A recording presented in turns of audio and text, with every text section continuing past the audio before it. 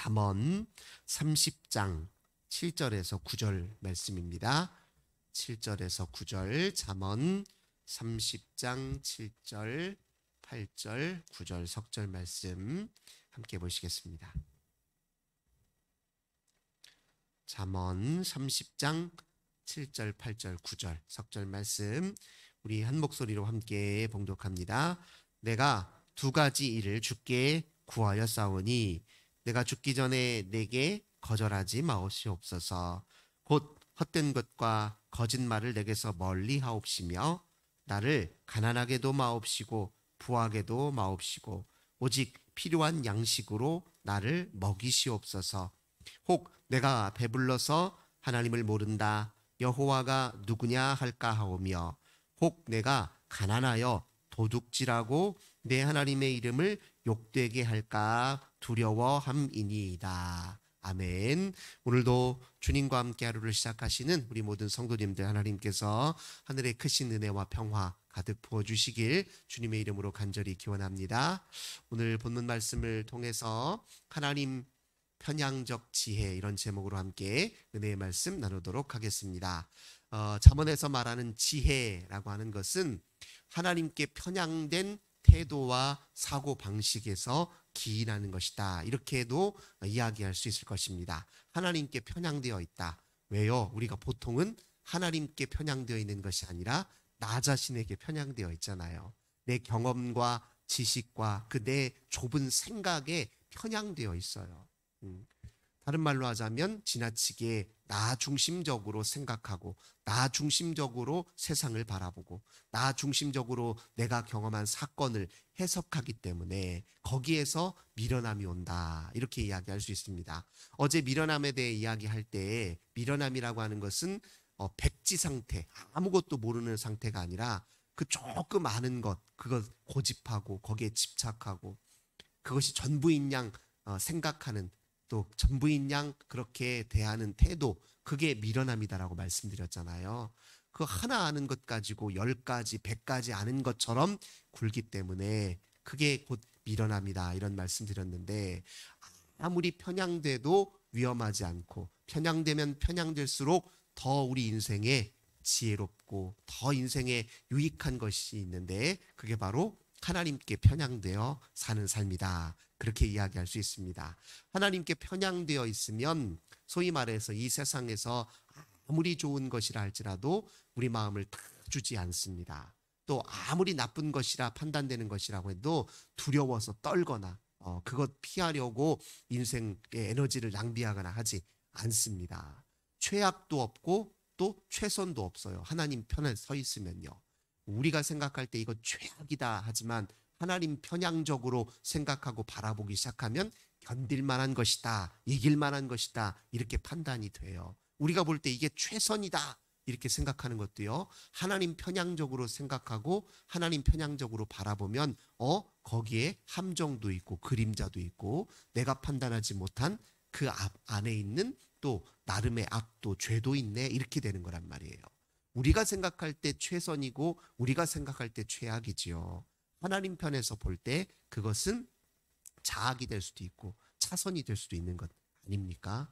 그러니 하나님 편향적으로 생각하고 바라보고 또 하나님 편향적으로 인생을 대하는 게 굉장히 중요합니다. 오늘 특별히 이 본문에서 이 잠언 기자의 이 표현 속에 하나님 편향적으로 생각하고 또 삶을 바라보는 것이 무엇인지에 대한 지혜가 담겨져 있습니다. 한번 말씀을 다시 보십시오. 오늘 잠언 기자가 제가 하나님께 죽기 전에 딱 두 가지를 주님 구하고 싶습니다 라고 말하면서 헛된 것과 거짓말을 내게서 멀리하게 해주십시오 이렇게 하고 또 두 번째로 가난하게도 마옵시고 부하게도 마옵시고 이렇게 표현하고 있어요.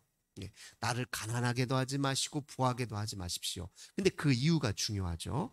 9절 말씀 혹 내가 배불러서 하나님을 모른다 여호와가 누구냐 이렇게 할까 두렵습니다. 그리고 내가 너무 가난하면 내가 그것 때문에 도둑질하거나 내 하나님의 이름을 욕되게 할까 두렵습니다. 여기 보면은 누가 기준이에요? 하나님 편에서 보니까 하나님 편에서 보니까 부하다고 다 좋은 것 아니라는 거예요. 참 지혜롭지 않아요? 하나님 편에서 보니까 가난하다고 해서 다 나쁜 것도 아니고 다 좋은 것도 아니라는 거예요. 우리 신앙생활 하는 사람들 중에서 이제 무조건 믿는 사람들은 가난하게 살아야지, 아무것도 소유하려고만 하면 안 돼, 뭐 이렇게 생각하는 분들도 있지만요, 그거 좋아 보이지만 그렇게 생활할 수 있는 의식 수준과 영적 수준이 있는 분들이 있어요. 하지만 대체로 많은 사람들이 그 정도로 말 그대로 무소유로 살아갈 만큼 아주 깊은 영적 수준이나 또는 생활 수준에 이르는 게 아니잖아요. 대부분은 다 평범합니다. 내가 뭐 아주 특별한 것처럼 굴더라도요, 대부분의 사람은 평범해요. 우리 가진 평범성을 솔직하게 인정하는 게 중요합니다. 막 영적으로 이게 옳은 거니까, 가난이, 무소유가 그것이 정말 신앙의 본질이니까 그렇게 살아야 돼.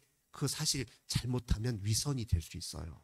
그것 때문에 오히려 우리 마음속에 제대로 견디지도 못할, 실천하지도 못할 것들에 힘쓰느라고 오히려 제대로 진짜 신앙생활 바르게 건강하게 하지 못하는 경우가 있습니다. 그러니까 편향되지 않잖아요. 하나님께 편향되니까 그 무엇에도 편향되지 않습니다. 바울이 나는 부하게 될 줄도 알고, 그리고 가난하게 될 줄도 안다. 일체의 모든 것으로부터 자유하는 그런 비결을 배웠다. 이렇게 표현한 적이 있잖아요. 그러니까 우리가 생활하면서 하나님 편향적으로 살게 되면 세상에 치우침이 없이 산다는 겁니다. 여기서도 하나님 중심으로 사니까 보니까 이렇게 하면, 여기에 편향되면 이것 때문에 하나님과 관계가 멀어질 수 있고, 저쪽에 편향되면 저것 때문에 하나님과 멀어질 수 있다. 그거 다 옳지 않은 일이다. 이렇게 평가하는 겁니다. 우리가 한쪽으로 편향되기 쉬운 게 무엇입니까? 여기 본문에서 지금 전개하는 것처럼 헛된 것과 거짓말 때문에 그래요. 헛된 것은 사실 무엇이냐면 하나님보다 더 원하는 것, 사실 전부 다 헛된 것이라고 할 수 있어요. 그 무엇도 하나님보다 더 원하지 않게 해주십시오, 이런 말하고 똑같아요. 근데 우리가 왜 하나님보다 뭔가를 더 원하게 되느냐? 거짓말 때문에 그래요. 그것이 있어야 내가 행복하고, 그것이 있어야 반드시 내 인생이 잘 되고, 그것만이 내 인생의 진짜 목표다. 이렇게 우리 마음속으로 하는 거짓말 때문에 헛된 것에 자꾸 마음을 쏟게 돼 있거든요. 그러니까 두 개는 결합되어 있습니다. 우리의 욕망이라고 하는 것이요, 다 우리 속에서 그냥 저절로 생성된 것 같지만 아니라고 몇 차례 말씀드렸잖아요. 우리 욕망이라는 것은 사회적으로 형성되는 거예요. 남들이 좋다고 하니까 나도 좋게 여기는 거고, 남들이 다 귀하게 여기니까 나도 귀하게 여긴 것입니다. 그래서 우리의 욕망은 근본적으로 보면 타인의 욕망을 욕망하는 것이다, 이렇게 얘기할 수 있어요. 결국 우리는 사회적으로 승인받고, 사회적으로 인정받고, 사회적으로 받아들여지는 데 관심이 많습니다. 그래서 이 사회가 추구하는 걸 나도 모르게 추구하게 되어 있어요. 그러니까 우리의 욕망은 우리 속에서 저절로 생긴 게 아니라 다 우리가 살고 있는 이 세계 속에서 다 원하게 된 것 아닙니까? 그러니 우리의 욕망을 그렇게 따라간다는 것은 사회적으로 편향된다는 걸 뜻해요. 근데 그 사회가 완벽하고 어디 그냥 아무런 불이 하나 없는, 죄악 하나 없는 사회던가요? 아니잖아요. 그 사회는 엄연히 하나님을 부정하고 망각하는 사람들이 있고, 또 하나님의 진리의 말씀과 유리되어 있는 세계관과 또 가치관과 이데올로기가 횡행하고 있는 곳이잖아요. 그리고 인간의 욕망이 들끓는 곳이니까. 그러니까 그 속에서 내가 배우고, 나도 모르게 배우고 습득되고 받아들여온 여러 위험 요소들이 있단 말이에요. 그것들이 우리 마음속에 거짓말로 자리 잡고 있어요. 그러니까 거짓말이라고 해서 완벽하게 다 생판 다 거짓말이다 이런 뜻이 아니라 거짓과 진실이 교묘하게 섞여 있어요. 예. 그래서 우리 흔히 이런 말을 하잖아요. 악은 디테일에 있다, 이런 말이잖아요. 그러니까 반절 정도는 다 진실의 껍질을 다 감싸고 있어요. 근데 가장 중요한 알맹이가 거짓말이에요. 우리가 이단들도 현혹되기 쉬운 게 뭔지 아세요? 이단들이 처음 접근할 때요, 굉장히 평소에 우리가 교회에서 들어보지 못했던, 또는 일반적으로 목사님들 설교에서 들어보지 못했던 되게 특별한 말씀을 전해주거든요. 어떤 때는 그렇지, 이거 사실 우리 성도들한테 잘 안 가르치는 면인데 이런 것들을 찝어가지고 가르치네. 처음에는 그렇게 접근해요. 그 말이 딱 듣기 좋아요. 아, 정말 그렇구나 이러거든요. 그렇게 진실 몇 가지로 적당히 포장을 합니다.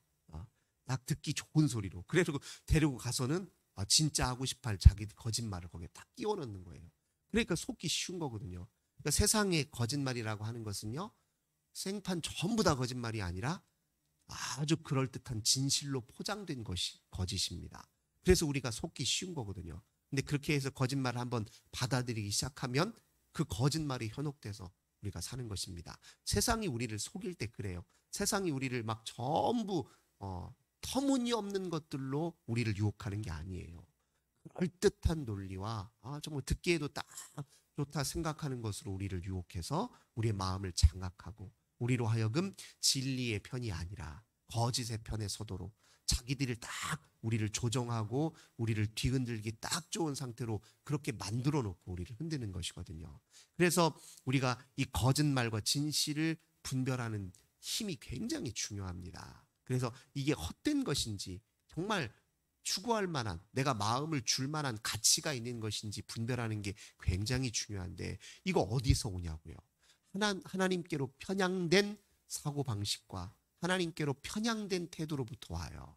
하나님께로 편향되어 있는 사람들은 일단 자기 속에 들어오는 모든 지식과 정보를 믿지 않습니다. 일단은 의심하는 태도를 가져야 돼요.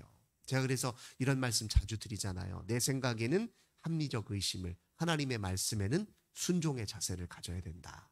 하나님의 진리의 말씀 앞에는 우리가 순종의 자세를 가져야 되지만 그 외에 다른 지식들에 대해서는 살짝 삐딱한 자세를 가질 필요도 없어요. 야, 꼭 그렇게 생각할 필요 있냐? 이거 진짜 맞아? 라고 스스로 이렇게 너무 내가 가지고 있는 경험이라든가 다른 사람에게서 들은 지식이라든가 정보라든가 이것을 무조건 믿거나 쉽게 믿어버리는 것 자세는 옳지 않습니다. 요즘 특별히 우리 어른들이고 아이들이고 다 할 것 없이 유튜브에서 나오는 정보를 너무 지나치게 믿는 경향이 있더라고요. 우리 아이들도 한 번씩 어디서 이렇게 본 거 이야기하면은 잘못된 정보예요. 그런데 맞다는 거예요. 자기가 유튜브에서 봤다는 거예요. 아니거든요. 근데 어른들도 그런 우려에 많이 빠집니다.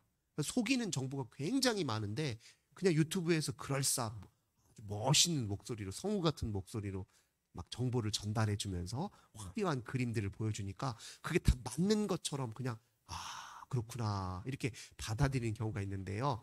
조심해야 됩니다. 유튜브 정보 정말 조심해야 돼요. 가짜가 너무너무 많아요. 물론 유익한 정보들도 있습니다. 하지만 가짜도 많아요.